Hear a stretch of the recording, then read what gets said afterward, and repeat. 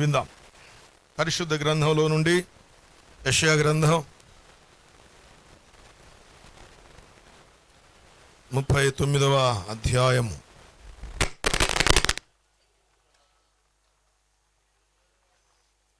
4వ వచనం చదువుతూ ఉన్నాను. కొద్దిసేపే వాక్యం చెప్తాను. చాలా క్లుప్తమైన ప్రసంగం, ఒకే ఒక్క తలంపును పంచుకుంటాను, విస్తరించి మాట్లాడను. యెషయా గ్రంథం 39వ అధ్యాయం 4వ వచనం. నీ ఇంట వారేమి చూచిరని అతడు అడుగగా, నీ ఇంట వారేమి చూచిరని అతనిని అడుగగా. ప్రార్థన చేసుకుందాం. దయగలిగిన తండ్రి, కృప కలిగిన మా యేసయ్య, పరిశుద్ధుడైన తండ్రి, మీకు స్తోత్రం, మీకు స్తోత్రం, మీకు స్తోత్రం. ఈ పునరుద్ధాన దినాన మాతో మాట్లాడండి, మీ మాటలు మాకు ఇవ్వండి ప్రభువా. ప్రతికూలంగా ఉంది వాతావరణం తండ్రి, విస్తారమైన వర్షం అయినా మీ బిడ్డలు వాక్యం పట్ల ఆసక్తి పరులై అలాగే వర్షంలో కూర్చొని వాక్యం ఆలకిస్తూ ఉన్నారు. స్వామి ఆశీర్వదించండి, ఆశీర్వదించండి. నిశ్చయముగా మీ బిడ్డల యొక్క బహుమానము, మీ బిడ్డలమైన మా యొక్క బహుమానము ఘనమైనదని విశ్వసిస్తూ ఉన్నాం. మీ నామాన్ని పూజిస్తున్నాం తండ్రి. మాతో మాట్లాడమని, బలపరచమని యేసు నామములో అడుగుచున్నాను తండ్రి. ఆమేన్, ఆమేన్, ఆమేన్.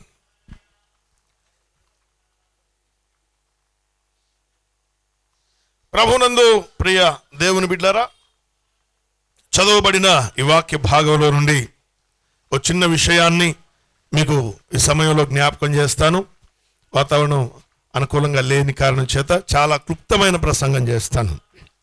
మరొకసారి చదువుతున్నాను. నీ ఇంట వారేమి చూచిరని అతనిని అడుగగా. దేవుని బిడ్డలారా,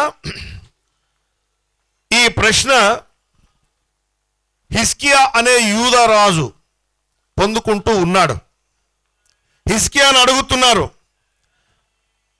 ఎవరు అడుగుతున్నారు? ప్రవక్త అడుగుతున్నాడు. నీ ఇంట వారేమి చూచారు, నీ ఇంట వారు చూచిన సంగతి ఏమిటి అని అడిగారు. దానికి హిజ్కియా జవాబు చెప్పాడు. ఏమన్నాడంటే, నా పదార్థములలో దేనిని మరుగు చేయక నా ఇంటనున్న సమస్తమును నేను వారికి చూపించి ఉన్నాను అనేను. దేవుని బిడ్డలారా, యెషయా ప్రవక్త అడుగుతున్నాడు రాజు, యూదా రాజు అయిన హిజ్కియాని. ఎవరు అడుగుతున్నారు ఈ ప్రశ్న చెప్పండి? ప్రవక్త అయిన యెషయా అనండి ఒకసారి. ప్రవక్త అయిన యెషయా అడుగుతున్నాడు. ఎవరిని అడుగుతున్నాడు? హిజ్కియా ఎవరు? యూదా దేశమునకు రాజు, యూదా దేశానికి రాజు హిజ్కియా. ఈయన ఆహాజు యొక్క కుమారుడు. ఆహాజు హిజ్కియా యొక్క తండ్రి. ఆహాజు కూడా యూదా దేశాన్ని పరిపాలన చేశాడు.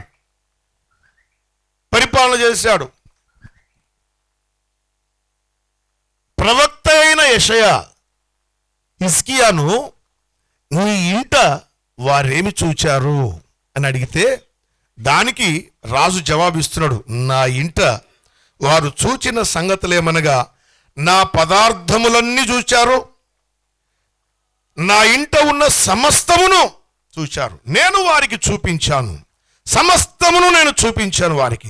నా ఇంటనున్న వస్తువులన్నిటినీ నేను చూపించాను, నా ఇంట ఉన్న పదార్థములన్నిటినీ నేను చూపించాను అని మాట్లాడారు.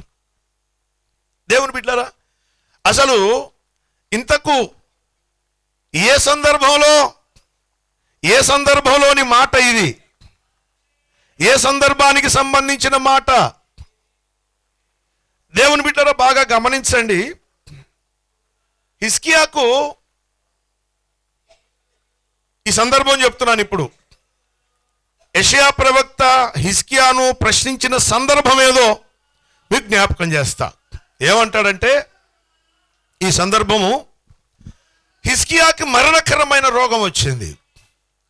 మరణకరమైన రోగం వచ్చినప్పుడు దేవుడు యెషయా ప్రవక్తను పిలిచి, నీవు హిజ్కియా దగ్గరకు వెళ్ళు, హిజ్కియాకి ఈ మాట చెప్పు అన్నాడు. ఏ మాట? నీవు మరణమగుచున్నావు. 3 మాటలు చెప్పమన్నాడు హిజ్కియాకి. 3 మాటలు చెప్పమన్నాడు. ఆ 3 మాటలు ఏమేంటో చెప్తాను చూడండి. 1, నీవు మరణమగుచున్నావు. 2, బ్రతుకవు. 3, ఇల్లు చక్కబెట్టుకో. ఈ 3 మాటలు చెప్పాడు. ఒకసారి మళ్ళా మీరు రిపీట్ చేస్తారవి. ఏమేం చెప్పాడు ఆయన? నీవు మరణమగుచున్నావు, నీవు బ్రతుకవు, ఇల్లు చక్కబెట్టుకో. ఇవి ఈ 3 మాటలు చెప్పాడు.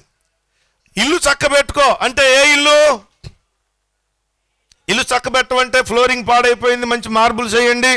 పెయింటింగ్స్ పాడైపోయినాయి, మంచి వాల్ కేర్ పెట్టి పెయింట్స్ వేయండి. లోపల ఫ్యాన్లు, బేరింగ్లు, బోరింగ్లు అన్నీ పోయినాయి, గడగడ బెడబడ శబ్దం వస్తుంది. కాబట్టి మంచి కంపెనీ ఫ్యాన్లు బిగించండి, మంచి ఫర్నిచర్ పెట్టండి, బాగా డెకరేషన్ చేయండి అని ఆ ఇల్లు చక్కబెట్టుకోమన్నాడు. ఇల్లు చక్కబెట్టుకోమంటే ఏ ఇల్లు చక్కబెట్టుకోమని? ఏ ఇల్లు అది? దేహము అనే ఇల్లు. దాన్ని బాగు చేసుకో అని చెప్పాడు. అయ్యా, నువ్వు మరణమైపోతున్నావు, నువ్వు బ్రతకవు, కాబట్టి ఇల్లు చక్కబెట్టుకో. దానికి అయ్యా నేను ఏ విధంగా చక్కబెట్టుకోవాలో నాకు తెలియజేయ్యా అని అడగాల్సిందేనా? అట్లా అడగలా. అలా అడగకుండా ఏడుస్తున్నాడు, గోడ వైపు తిరిగి ఏడుస్తున్నాడు. నేను చనిపోబోతున్నానా అని వెక్కి ఏడుస్తున్నాడు. ఏడ్చి ఏమని ప్రార్థన చేశాడో తెలుసా ఆయన? యెహోవా, 3వ వచనం, యెషయా గ్రంథం 38:3, యెహోవా యథార్థ హృదయుడనై సత్యముతో నీ సన్నిధిని నేనెట్లు నడుచుకొంటినో, నీ దృష్టికి అనుకూలముగా సమస్తమును నేనెట్లు జరిగించితునో కృపతో జ్ఞాపకం చేసుకో. ఆయన చెప్పి పంపించిన మాట ఏంటి? ఇల్లు చక్కబెట్టుకో. ఈయన ఆ మాట విన్న తర్వాత పలుకుతున్న మాట ఏమిటి? నేనెట్టోడో నీకు తెలీదా? నేనెంత మంచోడో నీకు తెలీదా? నేను నీ పని ఎట్ట చేశానో నీకు తెలీదా? నేనెంత ప్రయాసపడ్డాను, ఏమేం పనులు చేశాను, యథార్థ హృదయుడనై నీ సన్నిధిలో నేనెట్లు ప్రవర్తించుతునో జ్ఞాపకం చేసుకో. అంటే మంచోడనా చెడ్డోడనా? మంచోడని. ఎవరు చెప్తున్నాడు ఈ మాట? సాక్షాత్తు దేవుని చెప్తున్నాడు. ప్రభువా, నేను ఎంత మంచోడో, నేను ఎంత పని చేశానో, ఎంత ప్రయాసపడ్డాను, ఎంత బాధపడ్డాను, ఎంత వేదన పడ్డాను, ఎన్నిసార్లు వర్షం వస్తే వర్షంలో కూర్చొని వాక్యం విన్నానో ఒక్కసారన్నా గుర్తు చేసుకోవా నన్ను? ఊళ్ళో బ్రహ్మాండమైన ఫెసిలిటీతో ఉన్న చర్చెస్ వదిలిపెట్టి ఇది బాధ, ఇక్కడికి వచ్చి నేను కూర్చున్నాను, ఎంత మంచోడిని, నేను ఎంత తగ్గింపు కలిగినోడిని, ఎంత వినయం కలిగినోడిని, ఎంత విధేయత కలిగినోడినో ఒకసారి జ్ఞాపకం చేసుకో. నువ్వు ఇల్లు చక్కబెట్టుకో అంటే నువ్వు గుడార సంగతి మాట్లాడతావు, ఇల్లు చక్కబెట్టుకో అంటే వేరే విషయం మాట్లాడతావు. నేను చాలా మంచోడిని అని చెప్తున్నాడు. ఏడిస్తే సరే, దేవుడు కృప కలిగిన వాడు. చెప్తాను, ఈ విషయం అంతా చెప్తాను ఇప్పుడు. కృప కలిగిన దేవుడు ఆయన ప్రార్థన ఆలకించి ఎన్ని సంవత్సరాలు పొడిగించాడు ఆయుష్? 15. ఎంత? 17 15? ఇంగ్లీష్లో చెప్పండి. అది కొన్నిసార్లు ఇంగ్లీషే క్లారిటీగా ఉంటుంది. 15 సంవత్సరాల ఆయుష్ పొడిగించాడు. యెషయా, నువ్వు వెళ్ళు, ఆయన ఏడుస్తున్నాడు కానీ వెళ్ళి చెప్పు, 15 సంవత్సరాలు తిరిగి ఆయుష్ ఇచ్చారని చెప్పు. వెంటనే యెషయా ప్రవక్త వెళ్ళి ఏం చెప్పాడు? నీవు కన్నీళ్లు విడుచుట చూచి తిని నీ ప్రార్థన నేను అంగీకరించుచున్నాను, ఇంకా 15 సంవత్సరముల ఆయుష్ నీకు ఇచ్చేదను, ఇంకా 15 సంవత్సరాల ఆయుష్ నీకు ఇస్తాను అనే మాట. ఇక ప్రార్థన ఆపేశాడు. ప్రార్థన ఆపేసి ఆయనకు ఆరోగ్యం కలిగింది. ఇప్పుడు ఆయనకు వచ్చిన బలహీనత ఏమిటంటారు? ఇంతకీ మరణకరమైన రోగం అంటే ఏ రోగం అమ్మా? రాచపుండుని ఇంగ్లీష్లోనే చెప్పండి, క్యాన్సర్. చూసారా మీరు ఇంగ్లీష్లో ఎంత వేగంగా ఉన్నారో? రాచపుండు అంటే క్యాన్సర్ పుండు అనమాట. క్యాన్సర్ వచ్చింది హిజ్కియా క్యాన్సర్ వచ్చింది. ఎక్కడో భయంకరమైన రాచపుండు ఒక అరచేతి మందాన ఉంది అని శరీరంలో ఏ భాగంలో ఉందో తెలియదు, కానీ శరీరంలో పెద్ద పుండు ఉండిపోయింది. చచ్చిపోతున్నావు, నీవు అయిపోయావు. అయ్యా జ్ఞాపకం చేసుకో, నేను చాలా మంచోడిని, నేను యథార్థవంతుడిని, నీ సన్నిధిలో బాగా పనిచేశాను, అది చేశాను, ఇది చేశానంటే ఏడ్చేసరికి ఆయన కన్నీళ్లు చూసేసరికి ఈయన చలించిపోయి ఇంకో 15 సంవత్సరాలు ఆయుష్ ఇచ్చాను చెప్పపో. 15 సంవత్సరాలు ఆయుష్ ఇచ్చాడు.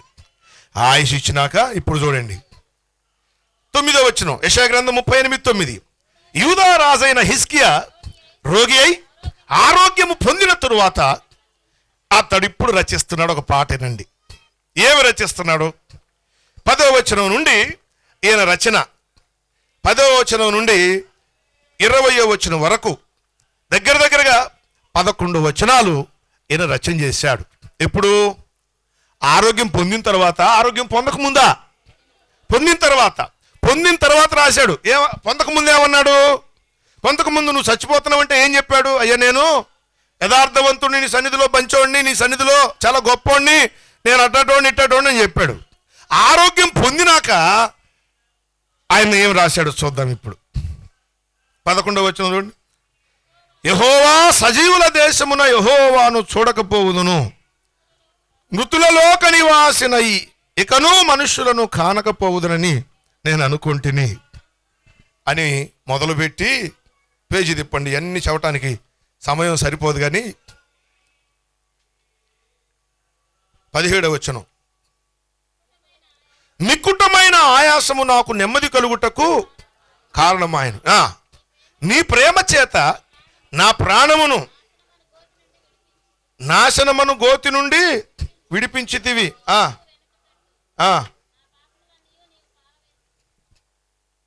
పాపాలు పారేశాడా? ఏడున్నాయి? లేవుగా. ఈయన పారేయటానికి లేవుగా. పాపాలు ఎక్కడున్నాయి పారేయటానికి? ఈయనేం చెప్పాడు? నేను మంచోడిని, యథార్థవంతుడిని, అట్టటోడిని ఇట్టటోడిని చెప్పాడు కదా. ఇప్పుడు ఈ మాటలేంటి? ఈయన మాట మార్చేసాడు. ఏమని మాట్లాడుతున్నాడు తెలుసా? ఇప్పుడు నేను నీ ప్రేమ చేత నా ప్రాణమును నాశనమును గోతి నుండి విడిపించితివి, నీ వీపు వెనుక తట్టు నా పాపములన్నిటి నీవు పారవేసితివి. పాతాళమున నీకు స్తుతి కలుగదు, మృతి నీకు కృతజ్ఞతాస్తుతి చెల్లింపదు, సమాధిలో దిగువారు నీ సత్యమును ఆశ్రయింపరు. ఏం మాటలండి? నా నివాసము పెరికి వేయబడెను,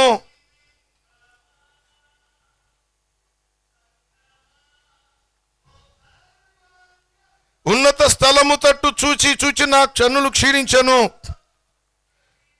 ప్రభువా, నేను పాతాళమునకు పోవలసిన ద్వారమున పోవలసి వచ్చింది. పాతాళానికి పోవలసిన ద్వారం ఈయనకెందుకు ఎదురయ్యింది? ఆరోగ్యం పొందకముందు ఏమన్నాడు? ఆరోగ్యం పొందకముందు రోగిగా ఉన్నప్పుడు నేను ఎట్టటోడో నీకు తెలీదా ప్రభువా, నేను ఎంత మంచోడో నీకు తెలీదా అన్నాడు. ఆరోగ్యం కుదిరిన తర్వాత ఇప్పుడేమంటాడు? నా పాపాలు నువ్వు మర్చిపోయావు, వెనక్కి పెట్టావు, నేను పాతాళానికి పోయేవాడిని, సజీవుల దేశాన్ని చూడకపోదును. ఇంత మంచోడు అయితే సజీవుల దేశానికి ఎందుకు రావు? నీవు ఇంత మంచోడవే కనుక అయితే నీవు సజీవుల దేశానికి ఎందుకు రాలేకపోతావు? నీ పాపాలు ఎక్కడున్నాయి? నువ్వు మంచోడు అయితే. విషయం ఏమిటంటే, ఈయన హిజ్కియా రచించిన రచన పరిశుద్ధాత్మతో రచించిన రచన. పరిశుద్ధాత్మ దేవుడు వందకు మునుపు ఈయనలో పాపం అసలు ఏం కనపడలే. ఈయన చాలా మంచోడు, ఉత్తముడు. పరిశుద్ధాత్మ చేత నింపబడిన తరువాత, ఈయనకు ఆరోగ్యం వచ్చిన తర్వాత ఈయనంత మురికోడో అర్థమైంది. అప్పటిదాకా నేను చాలా మంచోడిని అనుకున్న మనిషి పరిశుద్ధాత్మ దేవుని యొక్క నేత్రములతో ఎప్పుడైతే తను తాను చూచుకోవటం మొదలుపెట్టాడో అప్పుడు అర్థమైంది, అయ్యయ్యో నా పాపము ఎంత ఘోరమైనది, ఈ పాపము నన్ను పాతాళమునకు ఈడ్చున్నది కదా, ఈ పాతాళములో స్తుతి ఉండదు కదా, సమాధిలో తిరుగువారు దేవుని కృపను ఆశ్రయింపరు కదా, పాతాళము స్తుతి ప్రచురపరచుదు కదా, నేను పాతాళము యెహోవా దయను పొందకపోదును. నేను యెహోవా దయన పొందేవాడిని కాదు, సజీవుల దేశంలో ఉండేవాడిని కాదన్నాడు. సజీవుల దేశంలో ఉండేవాడిని కాదన్నాడు. దేవుని బిడ్డలారా, ఎంత దారుణమో చూడండి. ఈయన అంటే ఒక మనిషి తనలోని బలహీనత తనకు కనబడటం లేదంటే మొట్టమొదటి సంగతి అతడు రోగి అతడు. తన బలహీనత తనకు కనపడక ఇతరుల బలహీనత పెద్దగా కనపడుతుందంటే వానికి భయంకరమైన రాచపుండు అంతరంగానికి పట్టింది. ఈ విషయం మొట్టమొదటి జ్ఞాపకం పెట్టుకోవాలి. సహజంగా మనం ఎప్పుడు మన బలహీనతల గురించి మాట్లాడం, ఎదుటివాని యొక్క బలహీనతల గురించి చాలా చాలా ఆతృత పడతాం మాట్లాడడానికి. ఎదుటివాని యొక్క బలహీనత నీకు కనబడుతుంది, నీ బలహీనత నీకు కనబట్టలేదంటే నీకు అంతరంగానికి రాచపుండు పట్టింది. ఈ పుండు నుంచి నువ్వు స్వస్థత పొందితేనే గాని నువ్వు ఎంత దుర్మార్గునివో తెలియదు. పరిశుద్ధాత్మ నేత్రాలతో మనల్ని మనం చూసుకోవాలండి. వాక్యం అనే అద్దము ముందు నిలవబడ్డప్పుడు, వాక్యం అనే అద్దం ముందు నిలబడలేదనుకోండి, నువ్వు చాలా మంచోడుగా కనపడతావు, నీలో ఏ మచ్చ నీకు కనపడదు. అద్దం ముందు నిలబడినప్పుడు తప్పకుండా మనలోని బలహీనతలు కనిపిస్తాయి. అద్దం ముందు నిలబడినప్పుడు మొహం దుడుచుకోకుండా ఉండే మనిషి ఎవరు చెప్పండి? ఏరో ఇంటికి వెళ్ళారు, వెళ్తా ఉండగానే వాళ్ళ వాకిట్లోనే ఏదో పెద్ద నిలువుట అద్దం ఉంది, అక్కడ చెప్పులు ఇడుస్తానే అనేస్తాం కాదా అనరా? శంకర విలాసుకుంటూ నడుచుకుంటా పోతున్నావు, కాస్త దూరం వెళ్ళేసరికి మంగళదీప్ వచ్చింది. రేమాన్స్, ఓన్లీ విమల షాప్స్ అన్నీ ఇక్కడే ఉంటాయి. అవన్నీ షాప్ ముందు నిలబడితేనే మన ప్రతిబింబం నిలువెత్తు కనపడుతుంది. కనపడినప్పుడు ఏమనుకోమా? క్రాప్ సరి చేసుకోవటం కానీ తుడుచుకోవటం కానీ చేయమా? అద్దం ముందు నిలబడ్డప్పుడు సరి చేసుకోకుండా ఉండగలిగిన వాడు ఒకే ఒక్కడు, ఆయన నజరేయుడైన యేసు. ఆయన తప్ప అందరూ దిద్దుకునేవాళ్లే, అందరూ సరి చేసుకునేవాళ్లే. వాక్యం అనే అద్దము ముందు నిలవబడ్డప్పుడు ప్రతి మనుష్యుడు సరి చేసుకోవాల్సిందే. వాక్యం ముందు నిలబడినంతసేపు నీ యందు నీకే దోషం కనపడదు. కానీ వాక్యమును అద్దము ముందు నిలవబడ్డప్పుడు నీ బలహీనత నీకు కనిపిస్తుంది. పరిశుద్ధాత్మ చేత నింపబడినప్పుడు కళ్ళు, లోకం చూసే కళ్ళు వీడి బలహీనతలు కనపడవు. లోకాన్ని చూసే కన్ను కలిగినోడికి దైవ స్వరము కనబడదు, దైవ స్వరము వినపడదు. లోకంలో పడ్డాడు అనుకోండి, వాడు పాప అనుకోండి, వాడు దుర్మార్గుడు అనుకోండి, వాడు దేవుని వాక్యం మీద గౌరవం ఉండదు వానికి. దేవుని వాక్యం మీద తిరుగుబాటు చేసేవాడు. దేవుని బిడ్డలారా, గనుక ఒక విషయం చెప్తున్నాను. ఇప్పుడు మనలో బలహీనతలు మనకు కనబడాలంటే, మనలోని సంగతి మనకు కనబడాలంటే మొట్టమొదట మనము ఆరోగ్యం పొందాలి. ఆరోగ్యం పొందిన తర్వాతే ఈయన తన సంగతి చెప్పింది. ఆరోగ్యం పొందక ముందు ఏమన్నాడు? యెహోవా, నేనెంత మంచోడిని, నేనెంత వీరుణ్ణి, నేనెంత పని చేశాను, నువ్వు ఒకసారి జ్ఞాపకం చేసుకున్నాడు. సరే, నేను ఆయుష్ పొడిగించి ఆరోగ్యం ఇచ్చిన తర్వాత మళ్ళీ ఈ మాట మాట్లాడతాడేమిటి అంటే, అక్కడ మనం ఒక ఆత్మీయ పాఠం నేర్చుకోవాలి, ఒక ఆత్మీయ సంగతి నేర్చుకోవాలి. మనలోని బలహీనత. పౌలు అన్నాడు, నా యందు నాకు ఏ దోషము కానరాదు, ఆయనను నన్ను విమర్శించువాడు ఆయనే. నేను రాసిన పాటలో ఆ పాట ఏమిటది, ఏం చరణం రాశాను? పాత్రుడను కానయ్య నీ సేవకు, యోగ్యుడను కానయ్య నీ పదవికి. పాత్రుడను కానయ్య నీ సేవకు, యోగ్యుడను కానయ్య నీ పదవికి. ఏ మంచి నాలో కానరాదు ప్రభువా, నాయందు ఏ దోషము కానరాదని చెప్పి భక్త పౌలు సాక్ష్యమును నాలో స్థిరపరచుము. భక్త పౌలు సాక్ష్యము నాలో స్థిరపరచుము. నీ సేవకై సిద్ధపరచుము.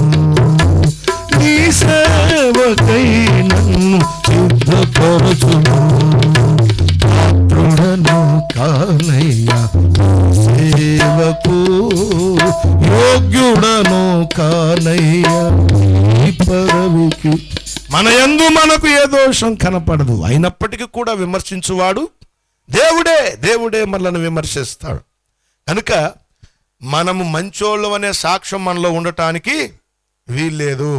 పరిశుద్ధాత్మ దేవుని యొక్క అభిషేకం పొందిన తరువాత ఆయన చెప్పాలి, ఆత్మ సాక్ష్యం ఇచ్చుచున్నాడు, ఆత్మ సాక్ష్యం ఇచ్చుచున్నాడు, ఆ రక్తము సాక్ష్యం ఇస్తూ ఉంది, ఆ వాక్యం అనే ఉదకం సాక్ష్యం ఇస్తూ ఉంది. సహజంగా మన ఇంట్లో పిల్లల గురించి మనం మాట్లాడడానికి ఎక్కువ ఇష్టపడం, ఊళ్ళో పిల్లల గురించి మాట్లాడడానికి సహజంగా ఇష్టపడదు. మనిషి యొక్క నైజం చెప్తున్నా.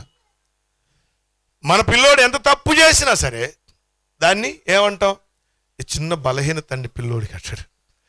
వాడు ఊళ్ళో చిన్న పిల్లోడు ఏదో చిన్న బలహీనత కలిగి ఉంటే వాళ్ళని ఊరు మొత్తం డప్పు కొట్టిచ్చేస్తాం. అది మన స్వభావం, అది స్వభావం.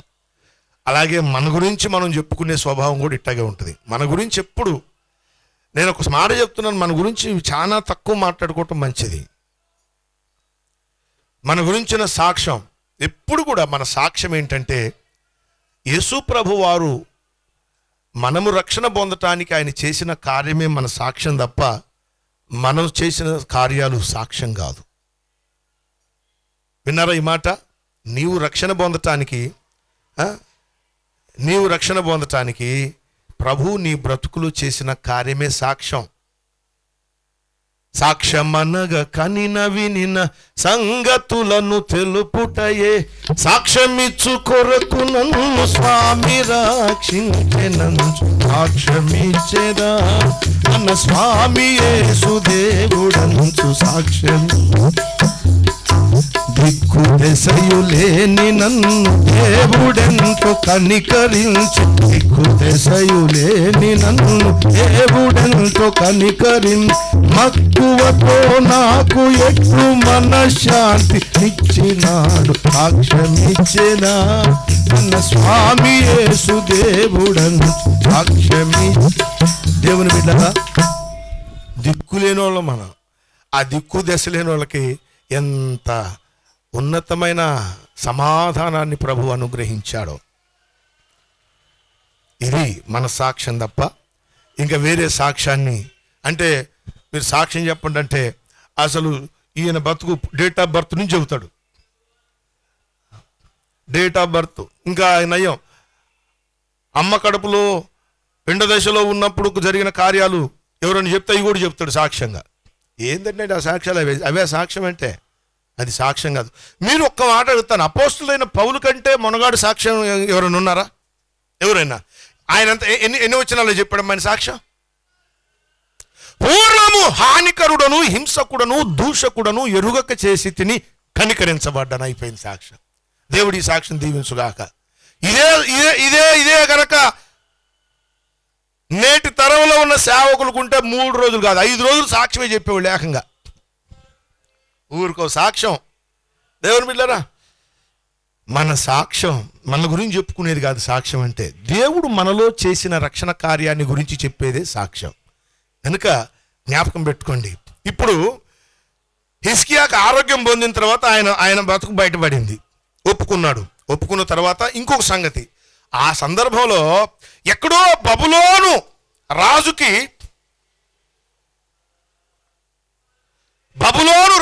సంగతి తెలిసింది. హిజ్కియాకి రాజపుండు ఉందంట, వాళ్ళ దేవుడు స్వస్థపరిచాడు, 15 సంవత్సరాల ఆయుష్ ఇచ్చాడు అని రాజు ఆయనకు కానుకలు, రకరకాల వస్తువులు, పత్రికలు ఇవన్నీ కూడా పంపించాడు. పంపించి రాజు చెప్పాడు, వెళ్ళి చూసిరండి హిజ్కియాకు ఆ పెద్ద ఎక్కడో అతనికి రాచపుండు ఉందంట, ఆ కురుపు పుండు ఉందా అని మన బైబిల్లో ఉందా లేదా మన సొంత మాట ఉందా? పుండు అనే మాట బైబిల్లో ఏడుంది? అదే బైబిల్లోనే. బైబిల్లో ఎక్కడా? యెషయా గ్రంథం 38వ అధ్యాయం 21వ వచనం. అంజూరపు పండ్ల ముద్ద తీసుకొని, అదిగోండి ఆ పుండు. ఈ పుండు మరణకరమైన రోగం. పుండు అంటే తెలియదు ఏముంది మీకు? సరే, ఇప్పుడు హిజ్కియాకు స్వస్థత వచ్చేసింది. హిజ్కియా స్వస్థపడ్డాడు. స్వస్థత పడిన తరువాత బబులోను రాజు తనకు కానుకలు పత్రికలన్నింటినీ పంపించి తన పరిచారకులను అక్కడ ఉన్న వారిని పంపించాడు, చూసి రండి అని. వీళ్ళు ఇప్పుడు యూదా దేశంలోనికి వచ్చారు. యూదా దేశంలోనికి వస్తే హిజ్కియా దూతలు వచ్చిన మాట విని వారిని లోపలికి రప్పించి తన ఇంటనేమి తన రాజ్యమందేమి కలిగిన సమస్త వస్తువులలో దేన్ని మరుగు చేయక తన పదార్థములు గల కొట్టును, వెండి బంగారములను, గంధవర్గములను, పరిమళ తైలములను, ఆయుధశాలను, తన పదార్థములో ఉన్న సమస్తమును వారికి చూపించను. ఆ దూతలు వచ్చేసరికి మొత్తం, ఇదిగో మా ఆయుధశాల, ఇదిగో మా బంగారం, ఇదిగో మా వెండి, ఇదిగో మా వజ్రాలు, ఇదిగో గంధవర్గాలు, ఇదిగో అవిగో రాజుగారు తినే పదార్థాలు, రాజుగారు తినే వస్తువులు తినడుగా, రాజుగారు వస్తువులు తినడుగా, రాజుగారు వాడే వస్తువులు చూడండి అని వస్తువులేంటి, చిన్నవేంటి, పెద్దవేంటి కలిగిన ప్రతిదీ చూపించాడు. ప్రతిదీ చూపించిన తరువాత పిమ్మట ఇక వాళ్ళు వెళ్ళిపోయారు. వాళ్ళు వెళ్ళిపోయిన తర్వాత అప్పుడు ప్రవక్త బయలుదేరాడు. ప్రవక్త బయలుదేరి హిజ్కియా దగ్గరికి వచ్చాడు. హిజ్కియా దగ్గరికి వచ్చి అంటాడు, హిజ్కియా, నీ ఇంట వారేమి ఏమేమి చూశారు, ఎక్కడి నుంచి వచ్చారు అని అడుగగా, బబులోను దూరదేశం నుండి వచ్చి ఉన్నారని చెప్పాను. అప్పుడు యెషయా ప్రవక్త అంటున్నాడు, నీ ఇంట వారేమేమి చూచిరని అతని అడుగగా. ఏమేం చూశారు హిజ్కియా? ఏమేం చూశారు? అయ్యా, నా ఇంట అసలు ఉన్నవన్నీ ఉన్నవో అన్నీ చూపించారు. హిజ్కియా, అసలు చూపించాల్సింది చూపించలేకపోయావయ్యా నువ్వు. అసలు చూపించాల్సింది చూపించలేకపోయావు. నీకున్న రాచపుండు స్వస్థత కలిగింది, దాని గురించి ఒక్క మాట చెప్పావా హిజ్కియా? ఒక్క మాట.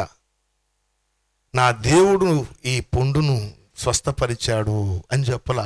నేను తినే ప్లేట్ చూడండి, నేను ఉండే ఇల్లు చూడండి, నేను ఉండే భవనం చూడండి, మా రంగులు చూడండి, మా కూలర్లు చూడండి, మా ఏసీలు చూడండి, మా వాచీలు చూడండి, ఇంకేమున్నాయి చీ మీద,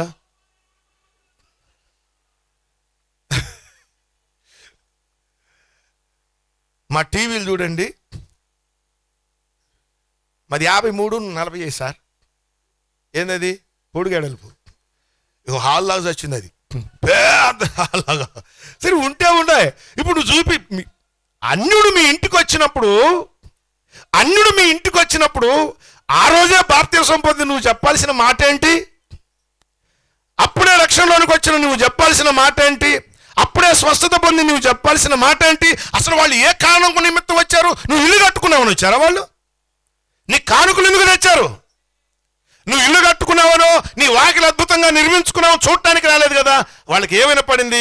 హిజ్కియా రాజు యొక్క పుండు స్వస్థత కలిగిందట. అది ఎవరో ప్రవక్త యెషయా అంట అంజూరపు పండ్ల ముద్దను తీసుకొచ్చి ఆ పుండు మీద ఉంచగా స్వస్థత వచ్చిందంట. అది చూడటానికి వస్తే ఆ పుండు గోల ఏమైపోయిందో, ఆ పుండు స్వస్థత పడిందో లేదో తెలీదు. మచ్చ కూడా లేకుండా మాసిపోయింది. హల్లెలూయా. మచ్చ కూడా లేదు. ఇప్పుడు ఒక పుండు ఉంది, పుండు మాసిపోయిన తర్వాత ఆ మచ్చ మిగిలిపోద్ది, ఆ గాయపు మచ్చ ఉంటుంది. కానీ హిజ్కియాకు ఆ మచ్చ కూడా లేదు, అందుకని చూపించలేదు ఈయన. హిజ్కియాకు చూపించాల్సిన అవసరం రాలా. మీ ఇంట వారు ఏమేమి చూశారయ్యా అంటే, తినే వస్తువులు చూశారు, వాడే వస్తువులు చూశారు, ఉండే ఇల్లు చూశారు, యుద్ధశాలలో ఉన్న సామగ్రిని చూచారు, పశు సంపదను చూచారు, యుద్ధ సైన్యాన్ని చూచారు, ఆలయంలో ఉన్న ప్రతిదీ. ఆలయంలో చూపించినట్లే మొత్తం చూపించాడు. చాలా పొరపాటు చేసావు హిజ్కియాను, చాలా పొరపాటు చేసావు. మీరు బాప్తిసం పొందిన మీరు ఇతరులకు సాక్ష్యం చెప్పాలంటే మీరు చెప్పే సాక్ష్యం కూడా చెప్తా నేను. ఏం చెప్తారు తెలుసా? బాప్తిసం పొందేనాడు 1/2 ఎకరం మాగాడి ఉండేది నీకు. బాప్తిసం పొంది నాకు 6 ఎకరాలు అయింది సంవత్సరంలో. బాప్తిసం పొందామంటే నిన్ను పలకరించడానికి వచ్చాను అక్క అంటే, అప్పుడు దేవుడు నన్ను ఎంతగా దీవించాడు అనుకున్నాము. 6 ఎకరాలు అయింది మాగాని. 6 ఎకరం కాస్త 6 ఎకరాలు మాగాని అయింది. అవునా, మరి ఎవరు చేస్తున్నారు? చేస్తున్నాం. ధాన్యం కొట్లు సరిపోతున్నాయి, పెద్దవి చేశా. డబ్బులు అన్నీ ఇంట్లో దాచుకోండి కష్టంగా, లాకర్ పెట్టా, అన్నీ పెట్టా, ఏమీ ఆటికి కొద్దిగా లేదు. ఎందుకు నువ్వు బాప్తిసం పొందావన్న మాట అసలు నీ నోట వచ్చిందా? అది రాలా. బాప్తిసం పొందకపోతే దిక్కులేని జనాంగం. మనం గుర్తుపెట్టుకోండి, బాప్తిసం పొందలేదు అంటే దిక్కుమాలిన జనము, తండ్రి లేని ప్రజలము, నిబంధన లేని ప్రజలము, వాగ్దానం లేని ప్రజలము. అందుకు రాశాడు మల్లెల దావీదు, దిక్కు దశయు లేని నన్ను దేవుడెంతో కనికరించి, దిక్కు దశయు లేని నన్ను దేవుడెంతో కనికరించి, మక్కువతో నాకు ఎట్లు మనశ్శాంతినిచ్చినాడు, సాక్ష్యమిచ్చేదా మన స్వామి యేసు దేవుడంచు సాక్ష్య. పల్లెటూళ్ళ జనుల రక్షణ భారము నా పైన గలదు,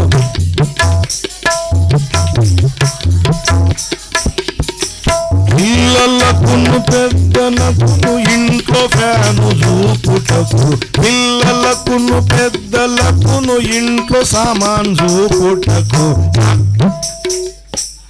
మల్లెల దావీదు అట్లా రాసి ఉండాలి పాట. ఇంట్లో వస్తువులు చూపించడానికి, ఇంట్లో వాహనాలు చూపించడానికి. రక్షించబడిన నీవు ప్రజలకు నిన్ను నువ్వు పరిచయం చేసుకునేది, నువ్వు మారు మనసు పొందావు, అదే సాక్ష్యం నీది. ఇంక ఏ ఉన్నాయో లేకపోయినా నీకు పర్వాలేదు. ఒకవేళ నువ్వు ప్రపంచానికి చక్రవర్తి అయ్యావనుకో 60-70 ఏళ్ళు, అప్పుడు ఇప్పుడు సగం అయిపోయింది. ఇప్పుడు మిమ్మల్ని తీసుకెళ్ళి ప్రపంచానికి చక్రవర్తి చేశారనుకోండి, మహాపరిపాలన చేస్తే ఒక 5 ఏళ్ళు చేస్తారేమో, 5 ఏళ్ళు కూడా మూలుగుతానే, ఇబ్బందే. ఒకవేళ ఇక్కడ నీ అధికారం కానీ, ఇవన్నీ తాత్కాలికమైన అధికారాలు కదండి. ఇవన్నీ గుండెల్లో గాలి ఆగిపోయిందంటే, ముక్కుల్లో గాలి ఆగిపోయిందంటే, సింహాసనం మీద కూర్చున్నా సరే చేత్తో కూడా లాగరు కిందకి, వస్త్రాన్ని పట్టుకొని ఈడ్చి మంచాన మీద కూడా వండబెట్టరు, కింద వండుకోబెడతారు. నువ్వు 50,000 పెట్టి నువ్వు డబల్ కార్డు తెచ్చినా 5 నిమిషాలు కూడా నిన్ను ప్రాణం పోయిన తర్వాత ఆ కాట్ మీద నిన్ను ఉంచరు, ఈడ్చి పారేస్తారు, ఈడ్చి వెలుపలికి నెట్టేస్తారు. ఇంట్లో కూడా ఉంచరు దేహాన్ని, పార్థివ దేహాన్ని ఉంచరు, వెలుపలే ఉంచుతారు తప్ప ఇంట్లో ఉంచరు. దేవుని బిడ్డలారా, ఈ కొద్ది కాలం దానికి మనం చూపించేవేంటి ప్రజలకి? ఏంటి మనం చెప్పే సాక్ష్యం ఏంటి? ఆయన రక్షణ పొందటానికి నీ బ్రతుకులో ఏం చేశాడో అది చెప్పకుండా మిగిలినవన్నీ చూపిస్తున్నావు. దేవుని బిడ్డలారా, ఆలోచన చేయండి ఒకసారి. ప్రభు మన బ్రతుకులు చేసిన కార్యం సాక్ష్యం చెప్పండి, అది సాక్ష్యం. హిజ్కియా రాజు అన్నీ చెప్పాడు, కానీ అసలైంది మర్చిపోయాడు. రక్షణ సాక్ష్యం మర్చిపోయాడు. రక్షణ సాక్ష్యం మర్చిపోయి అన్ని సాక్ష్యాలు చెప్తున్నాడు, అన్ని సాక్ష్యం చెప్తున్నాడు. అబ్బాయికి ఇంటర్వ్యూ రావాలని ప్రార్థన చేశాను. ప్రభు కృపలో వచ్చేసింది. అయ్యా మరి మీరు బాప్తిసం పొందారా? ఇంకా పొందలేదు. ఇంకెందుకు ఆ సాక్ష్యం? అంటే వాళ్ళకు ఉద్యోగాలు వచ్చినాయి అని నేను క్రిటిసైజ్ చేసి మాట్లాడటం కాదు. మీలో ఆసక్తి కలిగి ఉండవలసిన విషయాల పట్ల ఆసక్తిని పెంచడానికి చెప్పే విషయం. అర్థమైందో లేదో నాకు ఈ మాట. మీకు ఏ విషయంలో అయితే మీకు ఆసక్తి అధికంగా ఉండాలో దాంట్లో మీ ఆసక్తి యొక్క తీవ్రతను పెంచడానికి చెప్పే మాట కానీ మిమ్మల్ని అవమానించేసే చెప్పే మాట కాదు, అలా చెప్పే మాట కాదు. మీరు దేని విషయంలో ఆసక్తి ఉండాలి మీకు, దాని విషయంలో ఉంచండి ఎక్కువగా. మొదట ఆయన రాజ్యాన్ని, ఆయన నీతిని వెతకాలి, అప్పుడు అవన్నీ ఆ మాట వదిలిపెట్టి అనుగ్రహించబడిన వాటిని పట్టుకున్నావు కానీ దేవుని రాజ్యాన్ని వెతకటం మర్చిపోయావు. నీకేం అనుగ్రహించబడ్డా? అయ్యా చూడు, నా యుద్ధశాల చూడు, నా జనాంగాన్ని చూడు, నా సైన్యాన్ని చూడు, నా ఆయుధాలు చూడు, ఆయుధంలోకి సిద్ధపరిచిన గుర్రాలు చూడు, అన్నీ చెప్పుకొచ్చాడు. దేవుడు స్వస్థతనిచ్చి సజీవుల దేశంలోకి చేర్చి పాపములను కనబడకుండా వీపు వెనక వేశాడన్న సంగతి సాక్ష్యం పోయింది, మిస్ అయిపోయింది. ఆ సాక్ష్యం తప్ప అన్ని సాక్ష్యాలు చెప్తున్నారు, అన్ని సాక్ష్యాలు చెప్తున్నారు. సాక్ష్యాని కోసం మైకిస్తే పెద్ద పెద్ద సభల్లో తలనొప్పి పోయింది, కడుపు నొప్పి పోయింది, కాలు నొప్పి పోయింది, ఆ నొప్పి పోయింది, అన్నీ పోయినాయి. అంతరంగ పురుషునికి నొప్పులన్నీ ఎక్కడే ఉన్నాయి, శరీరానికి మాత్రం నొప్పులు తగ్గిపోయినాయి. ఏంటి సాక్ష్యం ఇది?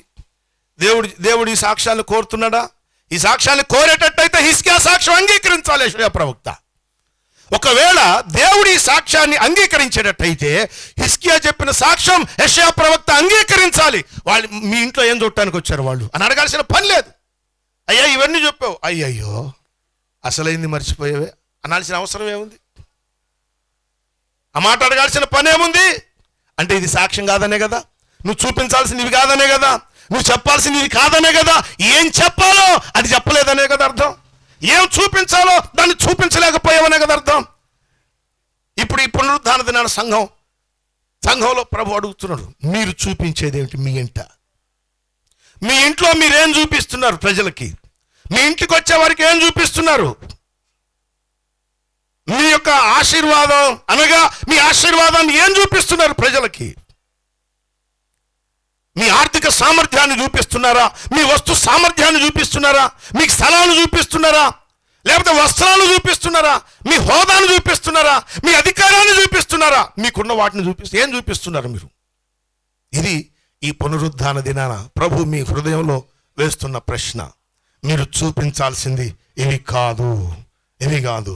ముందు రక్షణ పతాకము చేతబట్టుకోండి, సిలువ పతాకాన్ని చేతబట్టుకొని ముందు సిలువను గురించిన వార్తను చెప్పండి. ముందు ప్రజలకి సిలువను గురించిన వార్తను సాక్ష్యంగా చెప్పండి.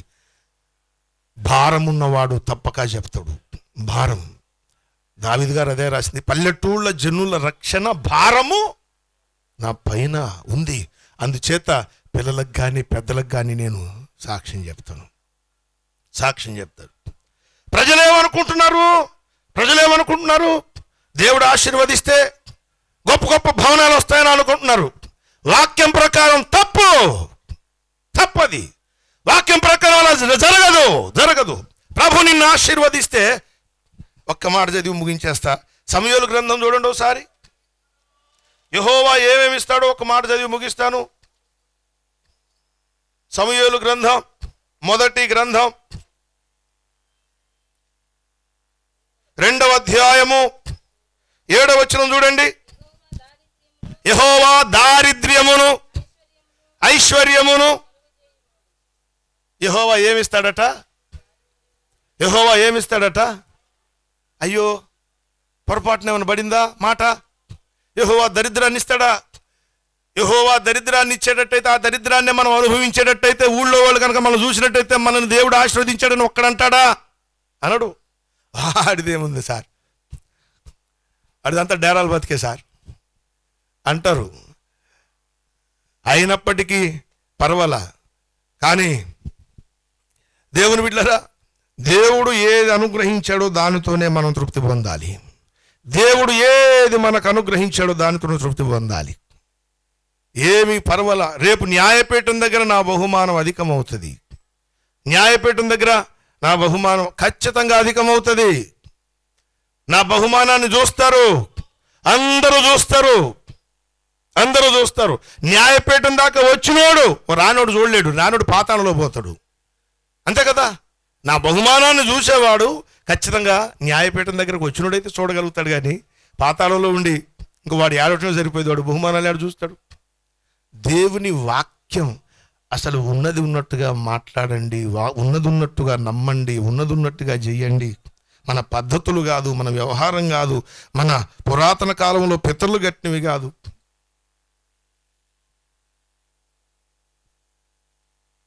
మొన్నెక్కడో ఒక ఊర్లో పెళ్ళి ఇంటికంట మంగళసూత్రం ఎవరో ఇంట్లో పెట్టాలట.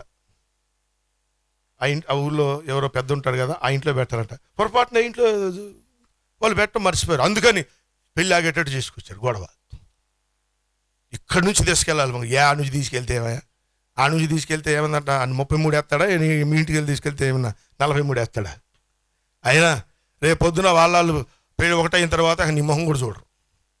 అవును కదా. వివాహానికి ముందు ఆ పెళ్ళి మాట్లాడటానికి పెద్దలు కొంచెం పక్క వెళ్దామండి, పక్క వెళ్ళి మాట్లాడతారు, అది మాట్లాడే అట్టుంది అమ్మాయి అట్టు పర్లేదుగా. మళ్ళీ వస్తారు ఎవరు, వీళ్ళు. పెళ్ళైన తర్వాత వీళ్ళు గేట్ అవుతూ ఉంటారు. పెళ్ళైన తర్వాత వీళ్ళు గేట్ అవుతారు. సరే మీరు కాస్త వెళ్ళిపోండి, అబ్బాయిని పంపండి లోపలికి. మాట్లాడిన వాళ్ళందరూ ఏమైపోయారయ్యా, ఏమైపోయారు, ఎడారి పాలయ్యారు. మెదలకుండా కూర్చోండి, ఎక్కడ ఉండాలి అక్కడ ఉండాలా. ఎడారిలో తిరిగేవాళ్ళు ఎడారిలో తిరిగేటట్టుగానే ఉండాలి. అర్థమైందా?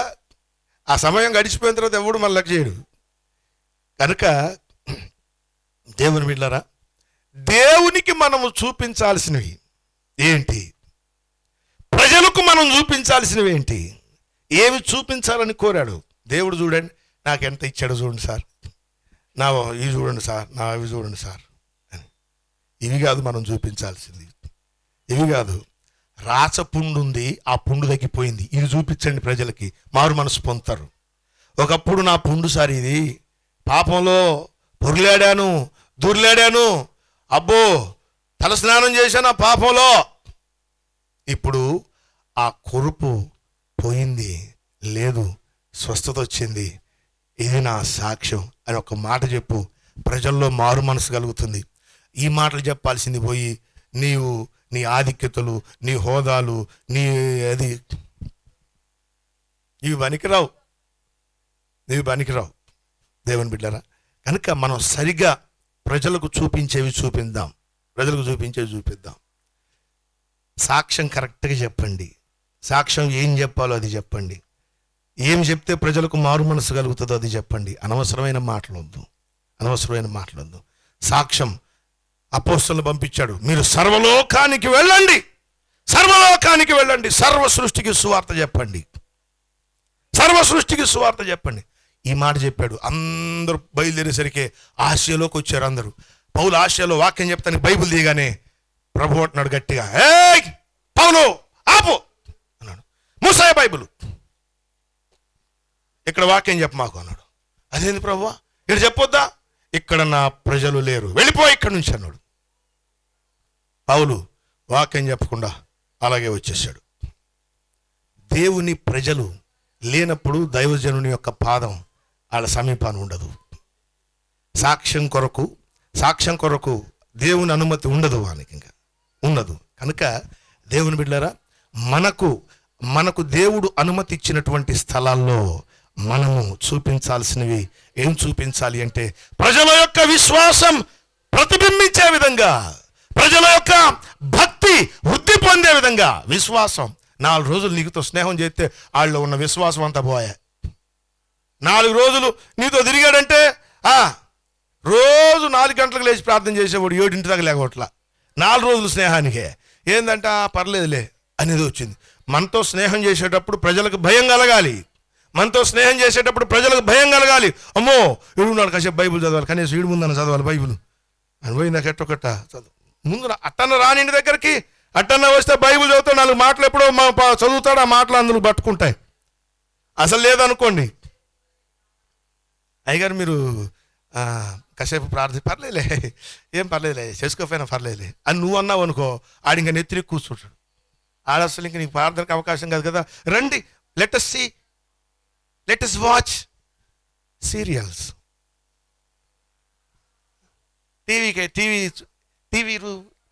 టీవీ రూమ్కి దారేది, టీవీ రూమ్కి దారేది అని దారెత్తుకుంటా పోగానే అక్కడ ఒక సీరియల్ కనపడుద్ది. అర్థమైందా? ఇవన్నీ దుర్మార్గపు సీరియల్స్ ఇవి. ఈ దుర్మార్గపు సీరియల్స్ చూడబాకండమ్మా, మీరు విశ్వాసం కల్తీ అయిపోద్ది.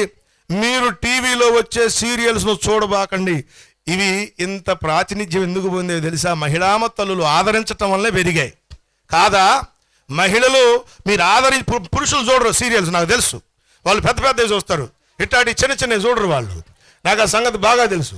కాబట్టి ఈ సీరియల్స్ అనేవి ఇంత ఉద్ధృతంగా ఉన్నాయంటే దానికి సహకారులు మహిళామ తల్లులు. వారికి మా హృదయపూర్వక వందనాలు. మీ ఏమంటారు దాన్ని, సహకారం విరమించింది. వానికి ఏమి వెలుపల నుంచి మద్దతు ఇవ్వద్దు, లోపల నుంచి మద్దతు ఇవ్వద్దు. అవునా? మానేసేయండి సీరియల్స్ చూడొద్దు, టైం వేస్ట్. సీరియల్ చూసి ఏమన్నా మారు మనసు పొందారంటే ఇంకా కోపం ఎక్కువైంది ఆమెకి. ఆడవాళ్ళే కాల్చుకోవటం అంట, ఆడవాళ్ళే పొడుచుకోవటం అంట. మరి ఇంకెవడు మారు మనసు పొందుతారు? అందరూ అటు తయారైపోయారు, లేడీ బాసులు తయారైపోయారు. ఆ సీరియల్ చూడటం సూపులే మారిపోయినాయి. ఇదివరకు ప్రేమతో చూసేవాళ్ళు ఇప్పుడు సరిగ్గా చూడటలా. ఆ సీరియల్ చూసరికి దాని యొక్క ఇంపాక్ట్ ఈ మొహం మీద పడిపోయింది. మార్చేయాలి, వాటన్నిటిని విరమించేయాలి. మీరేం చూపించాలి? మీ ఇంట్లో వచ్చిన వాళ్ళకి మీరేం చూపించాలి? ఏం చూడాలని మీరు ఆశపడుతున్నారో వాటిని చూపించ. బైబిల్ ఏం చెప్తుంది? ఏం చూపించమని చెప్తున్నాయి అవే చూడండి. ప్రభు ఈ మాట దీవించునుగాక. ప్రార్థన చేసుకో.